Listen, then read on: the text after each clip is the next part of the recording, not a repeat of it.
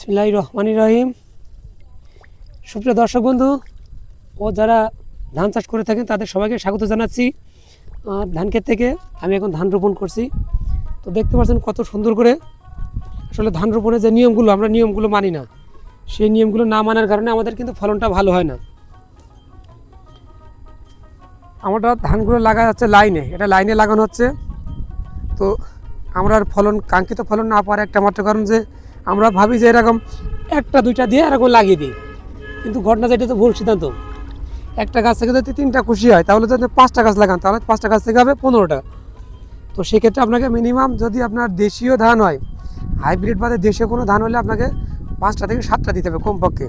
আমি যেমনটা দিচ্ছি ঠিক এইভাবে দিয়ে লাগাবেন, এবং ধান গাছটা পুরাপুরি পুঁতে দেবেন না, সামান্য একটু কাদার ভিতরে বসিয়ে দেবেন এইভাবে। আর সবসময় চেষ্টা করুন ধান গাছটা লাইনে লাগালে হয় কি, এই ধান গাছে আলো বাতাসটা ভালো যায়। আলো বাতাসটা ভালো গেলে ধানের ফলনটা ভালো হয়, ধানের পরাগণটা ভালোভাবে সম্পন্ন হয়। তো আপনাদের উদ্দেশ্যে একটা কথাই যে আপনারা সবসময় চেষ্টা করেন যে কম ধানের চারা তৈরি করে আপনার বেশি জমি লাগানোর, কিন্তু এটা ভুল পদ্ধতি। আপনারা সবসময় জন্য হচ্ছে বিঘা প্রতি আপনারা যে হারে চারা দেন না কেন, ধান বীজ চলাতে তৈরি করেন, বীজ ফেলেন, সেক্ষেত্রে তার থেকে আরও 2 থেকে 3 কেজি হারে বেশি দেবেন। এটাতে আপনার হচ্ছে সুবিধা হচ্ছে কি, আপনার সার কম লাগবে।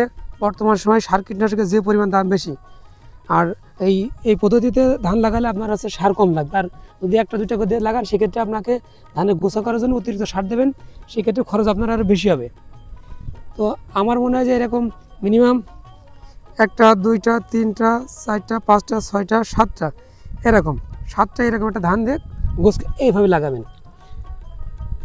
এটা ধান লাগানোর সময়।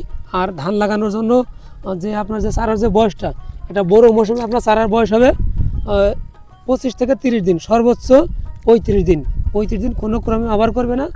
আর যদি আপনি আষাঢ় সিজনে হয়, তাহলে আপনাকে সেক্ষেত্রে চারার বয়সটা হবে 20 থেকে 25 দিন। আর আপনার চারাটা যদি হয়ে যায়, তাহলে আপনি সেক্ষেত্রে ধান লাগিয়ে দিতে পারেন। আর বীজ চালাতে যেটা করবেন, বীজ চালাতে অবশ্যই আপনারা হচ্ছে যে চারা যে পরিপূরক যে খাদ্যগুলো, সেটা অবশ্যই দিবেন।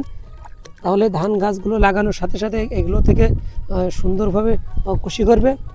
আর আরেকটা কথা না বললে নয়, যে আপনারা ধান লাগানোর হচ্ছে আপনারা সর্বোচ্চ 1 মাসে বেশি হয়ে যায়, সর্বোচ্চ 25 দিনের মধ্যে আপনারা ধানের সারটা সব সারগুলো দিয়ে শেষ করে দেবেন।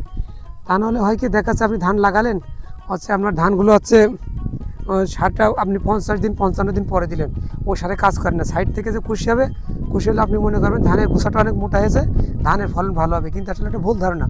আপনার ধান গোছাটা মোটা হবে কি ঠিক, কিন্তু হচ্ছে আপনার ধানটা ভালো হবে না। কারণ প্রথম যে ধানের কুশিগুলো বেরোবে, ওইগুলো থেকে শুধু গাছ হবে এবং ধান হবে, বাদ বাকিটা আপনার হচ্ছে জঙ্গলের মতো হয়ে থাকবে, ওটাতে কোনো ফলন আসবে না। সামান্য চিকন ছোটো ছোটো বাল হতে পারে, শীষ বের হতে পারে।